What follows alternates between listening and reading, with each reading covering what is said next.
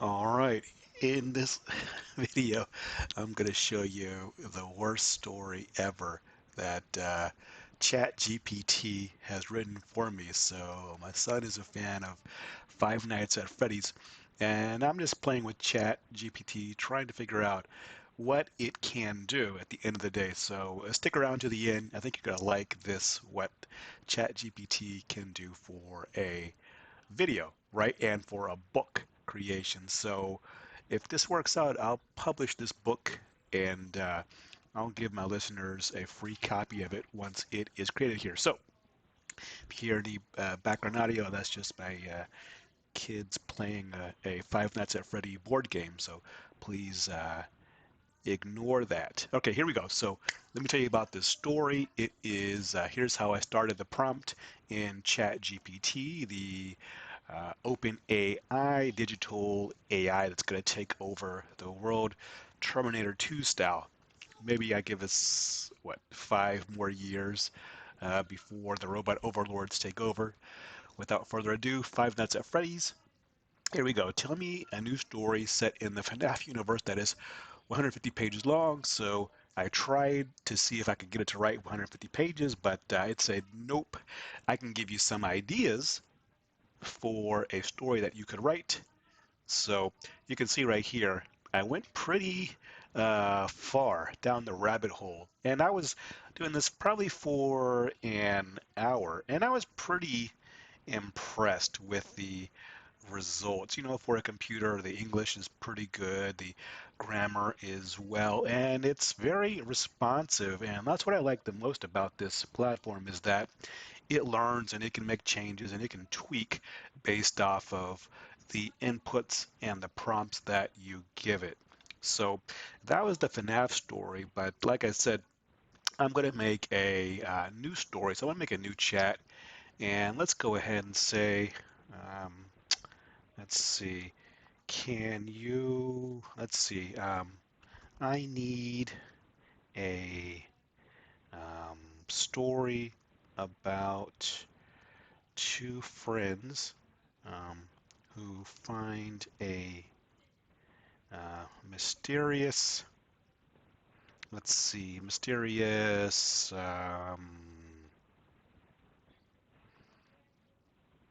artifact that is from the future that crash landed on Earth in the year 2023.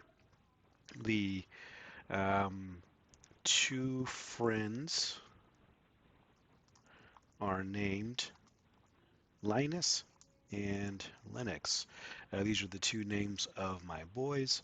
So let's go with that and say they live in the beautiful state of Louisiana. And let's see, they love video games. What else do they love? Fortnite, FNAF, um, Poppies, Playtime, and of course, Xbox. I got them a Xbox for Christmas, and they are loving it. Like, all right, let's see. Um, let's see. Let's say Linus is. I'm gonna change the ages. Linus is 9 years old, and Linux is 13 years old. Linux wears glasses and is blind as a bat. All right, so I got my little prompt right here, and let's see what it does. Like I said, it's pretty impressive. Oh, you know what? I'm gonna, that's right. Okay, so as you see, the story begins to write. So we'll call this, this will be chapter one. Okay, so look here, we got Linus and Linux were two best friends who lived in Louisiana and loved video games. One day they were out exploring the woods near their house when they came across a strange glowing object that had crash landed to the ground. Interesting. Curious, the two friends approached the object and saw that it was a small metallic capsule with strange symbols etched into its surface. They had no idea what it was or where it had come from, but they knew they had to investigate further. Using a stick, Linus pried open the capsule, and inside they found a small glowing orb. It was unlike anything they had ever seen before, and they knew they had to figure out what it was and where it had come from. The two friends spent hours examining the orb, trying to decipher its symbols and understand its purpose. They even tried contacting some of their scientist friends to see if they could help, but no one seemed to have answers. Finally, after days of intense research, they discovered that the orb was actually an artifact from the future, specifically the year 2023. They couldn't believe it. They had stumbled upon something truly incredible, and they knew that they had to do everything in their power to protect it and keep it safe. As they continued to study the artifact, Linus and Lennox began to understand its incredible powers. They learned that it could transport them through time and space, and they knew that they had to use this power wisely. We'll have to think about, yeah, the plot, the element, the third act, the downfall. There's always got to be a downfall. In the end, Linus and Linux became the guardians of the mysterious artifact, using its power to travel through time and space and protect the world from harm. Interesting. What's so harmful about it? We'll have to figure that out. They were two ordinary kids who had stumbled upon something truly extraordinary, and they were determined to use their incredible discovery for the greater goods. Okay, so we need a foil and some more stuff that we can add here. So as you see, the Chat GPT is pretty cool. Let's keep going. Let's say, um, let's see, add this to the backstory. Let's see, not backstory, backstory. Linux loves Coke Zero, and Linus only drinks Tang. Mm, Add this to the current chapter. Uh, the boys were out with their favorite dog named, favorite cat named Wishbone, and their favorite dog named Marvel, after Captain Marvel. What else can we say? We'll say the orbs.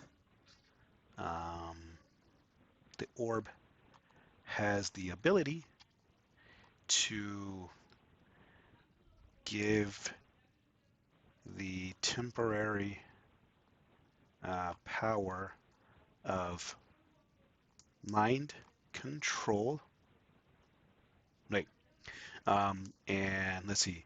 Temporary powers, we'll add it. Powers of mind control, flight. Um, what else? Slowing down time. And what's another good power? How about, ah, we'll say, and and a protective shield for all, for whoever can hold the orb. The orb comes from the planet of GR32. All right, let's see what we do. So we added some backstory here to help it out. And let's see what it does. There we go. So it's basically rewriting the chapter a little bit. And they've added Wishbone and Marvel, which is pretty cool. So they've got strange symbols etched into its surface here, which is pretty nice. So again, same thing, using a stick, Linus pried open the capsule and inside they found a small glowing orb. Okay, very good. So they've got that, the orb came from a planet called GR32. Let's add some more to the story. Let's say the when the orb was touched, it emitted a hologram that pointed to a blinking dot that was 40 miles away in the city of New Orleans. You know what, let's say, let's create a new chapter called Chapter 2. Here is the next part. For some people, the when orb was activated, the beacon was created and the orb's original owners targeted Earth and were, let's see, what can we do? They wanted to target Earth and were hell bent on getting it back into the right hands. The orb, if placed in the wrong hands, could be a planet killer. All right, let's see what happens with this prompt.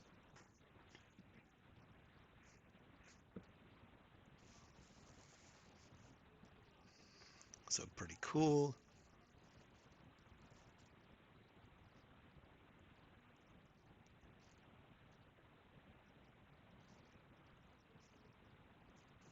So this is pretty nice, right? So as you see, the ChatGPT, it's got a lot of potential here. Let's say, all right, so we need a, in chapter 3, let's say Linux and Linus have a conflict. Linux says that the orb belongs to him because he saw it first. Linus says that it is his orb because his dog Marvel found it first. Write a dialogue where they argue about the rightful owner. Meanwhile, the aliens that are looking for the orb have set their sights on planet Earth and will be there in 7 days. All right, so we got a pretty good little uh, prompt there. Let's see what happened here. All right, so pretty cool. Linus and Lennox were arguing over the rightful owner of the orb as they made their way towards New Orleans. It's mine, Lennox exclaimed. I saw it first. No way, Linus shot back. Marvel found it first, so it's mine. That doesn't matter, Lennox countered. I was the one who had the idea of investigating it. Pretty nice, yeah. But I was the one who opened it, Linus argued. As they bickered, they failed to notice the advanced extraterrestrial beings that were closing in on Earth, determined to retrieve the orb at any cost. These beings set had their sights on the planet and would be arriving in just 7 days. Linus and Lennox knew they had to put aside their differences and focus on protecting the orb. So that's the second time they mentioned that. We got to have some more variety. They knew that if it were to fall into the wrong hands, it could possibly be used as a planet killer. Well, they don't know that, so we got to fix that. So that's where the logic, it's kind of baby-like, but that's all right. It's not bad. Look, we need to work together, Linus said, trying to reason with Linux. We can't let the orb fall into the wrong hands. We have to protect it and keep it safe. Fine, Linux sighed, reluctantly agreeing, but we have to figure out a way to determine who the rightful owner is. We'll figure it out later, Linus said, relieved that Linux had finally come to his senses. Linus is younger, so it's pretty okay. Yeah, maybe we can work on that logic as well. Right now, we have to focus on getting to New Orleans and learning more about this beacon. With the renewed sense of purpose, the two friends set off towards the city, determined to protect the orb and keep it out of the wrong hands. Okay, so chapter 4 in, let's see, um, Linux and Linus's parents were starting to get worried. Uh, Linux and Linus left abruptly and didn't really have a good story that they told their parents. The parents are named, um, let's call it Jake and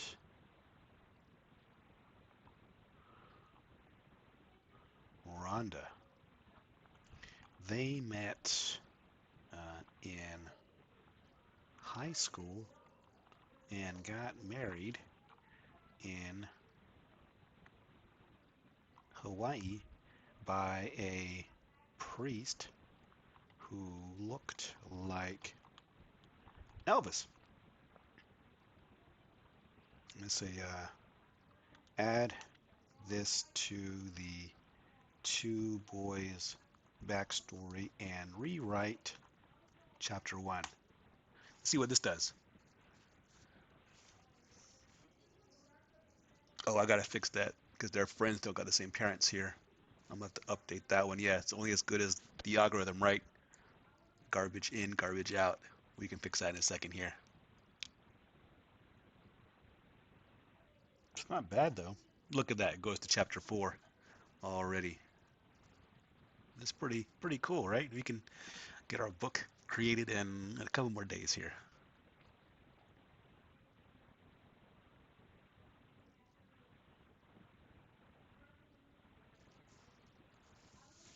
Let's say chapter. Add this to chapter 4. Um, Jake and Rhonda set out to follow the boys on their journey to New Orleans. Linux's parents is named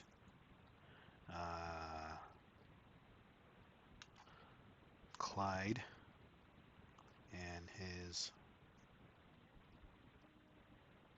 stepmom is named Barbara. Okay, and let's see what else we got here.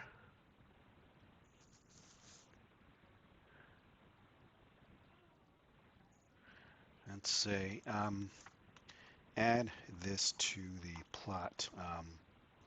The boys had an enemy named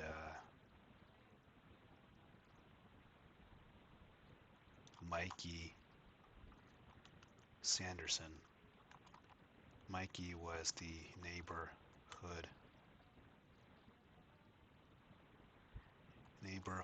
bully and was spying on the boys from a distance. When they found the orb, Mikey wants it just as bad wants to use its powers to make himself rich. Mikey wants to buy an island in southwest Louisiana where he can hunt and fish all day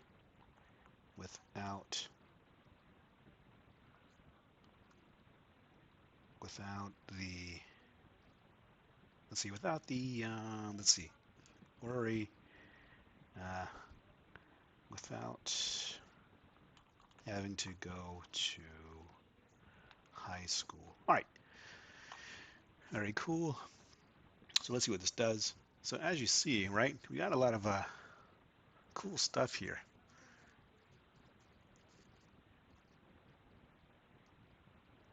So very good. So we got a new thing. Jake and Rhonda will try to reassure themselves. So as you see, I'm well way onto my story. Let's see if we can do a word count after this one. Most novels are about 100,000 words. Let's see where we are right now. Like I said, we got to do some editing here, but let's see. How many words is the book so far? Okay, so 2,880 words, only 98,000 more to go. All right, okay. Um, let's do this. Let's say add a prologue where the beacon um, was first sent out to Earth in the year 1998.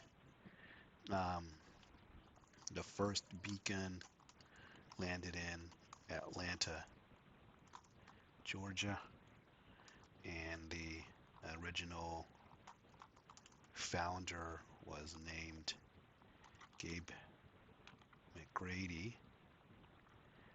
Gabe found the beacon in his backyard after a storm lasted all day. Gabe was playing with his Sega game, no, with his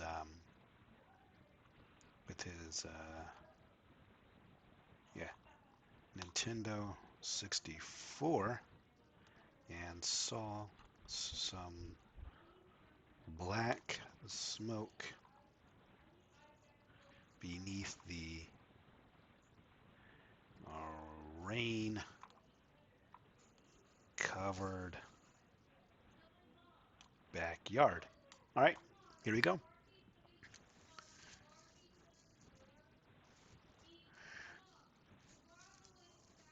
All right, so very good. We got our little story here. And all right, got a little backstory action here.